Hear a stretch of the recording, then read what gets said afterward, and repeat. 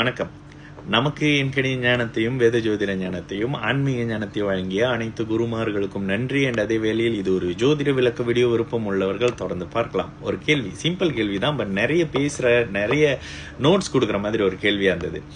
ரிஷபம்ல குரு வீக்கா இருக்காருன்னு, ரிஷபத்துல குரு வீக்கா இருக்காருன்னு சொல்றாங்க.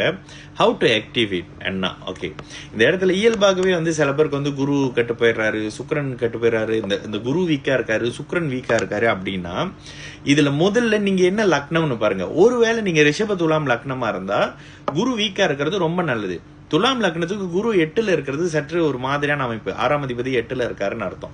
அதுவே துலாம் லக்ன ரிஷப லக்னத்துக்கு குரு லக்னத்திலே இருக்கிறாரு அப்படின்ற பட்சத்துல வீடு கொடுத்த சுக்கிரன் உச்சமா இருக்கிறதுல ஓஹோ ஆகான்ற நல்ல பலன் இருக்கும். வீடு கொடுத்த சுக்கிரன் நீச்சம்னா கெடு பலன்கள் இருக்கும். இதுல என்னன்னா உங்களோட லக்னம் இது அத்தனையும் உங்களுடைய லக்னத்தை வச்சுதான். திடீர்னு ஒருத்தர் கொமெண்ட் போடுவீங்க, பார்க்கும்போதே டென்ஷன் ஆகும்.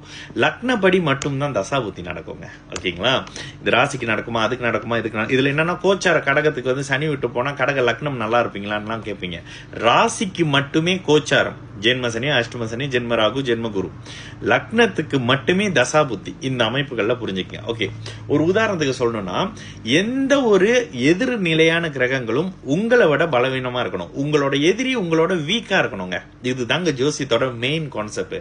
நீங்க மேஷ விருச்சக லக்னக்காரரா இருந்தா செவ்வாயை விட புதன் பலவீனமா இருக்கணும், வீக்கா இருக்கணும். நீங்க ரிஷப துலாம் லக்னக்காரராக இருந்தா குரு உங்களுக்கு வீக்கா இருக்கணும். சுக்கிரனை விட குரு வீக்கா இருக்கணும். ஏன்னா லக்னாதிபதியை விட எதிரி கிரகம் வீக்கா இருக்கணும். அதே மாதிரி மிதுன கன்னி லக்னங்களுக்கு புதனை விட செவ்வாய் பலவீனமா வீக்கா இருக்கணும். கடக சிம்ம லக்னத்துக்கு சனி பலவீனமா வீக்கா இருக்கணும், மோசமா இருக்கணும், முடிஞ்சா நீச்சமா இருக்கணும். ஓகேங்களா? அந்த நீச்சம்ன்றது பலவீனம். அதுக்கு அடுத்ததா பாத்தீங்கன்னா தனுசு மீன லக்னங்களுக்கு சுக்கிரன் பலவீனமா இருக்கிறது நல்லது. கடகத்துக்கும் கும்பத்துக்கும் இவர் வீக்கா இருக்கணும். யாரு? சூரியனும் சந்திரனும் வீக்கா இருக்கணும். ஆனா அதே நேரத்துல சனி இந்த சிம்மத்துக்கும் கடகத்துக்கும் சனி வீக்கா இருந்தா நல்லது. ஏன்னா சனி பவர். அதே மாதிரி இவரு சனிக்கு மகரத்துக்கும் கும்பத்துக்கும் சந்திரன் சூரியனும் சந்திரனும் நீச்சம் அடையக்கூடாது. ஏன்னா நீச்சம் பொழுது அவங்களோட உயிர் காரகம் பாதிக்கும். உயிர் காரகம் யாரு? அம்மா அப்பா.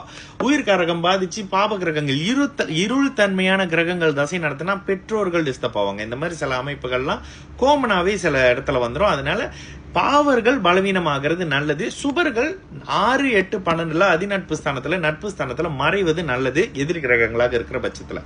இந்த அமைப்புகள்ல உங்களோட லக்னத்துக்கு குரு யாரு?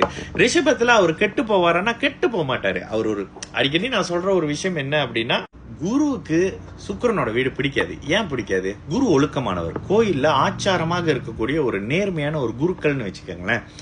ஆனா சுக்கிரன் அப்படி இல்லைல்ல. எந்த எக்ஸ்ட்ரீம் லெவலுக்கும் போய் டிசிப்ளின் இல்லாம சந்தோஷத்தை அனுபவிச்சுட்டு வர்றவரு சுக்கிரன். அதனால அவருக்கு அந்த வீடு டிஸ்டர்பான வீடு. ஒரு ஆச்சாரமான ஒருத்தரை கொண்டு கிளப்பிங்ல உட்கார வச்சிட்டீங்க, எவ்வளவு எரிச்சலா ஒரு மனநிலையில இருப்பாரோ அந்த நிலையில தான் இருப்பாரு. ஒருவேளை சுக்கிரன் உச்சமாக இருந்தா அந்த வீடு அவருக்கு பாதுகாப்பு தரும். ஒழுக்கம் இல்லாத ஒரு நபர் தான், பட் இருந்தாலும் ஊர்லயே அவர் தான், ஒரு நாட்டுக்கே அவர் தான் தலைவர். இந்த கான்செப்ட்ல வந்துடும்.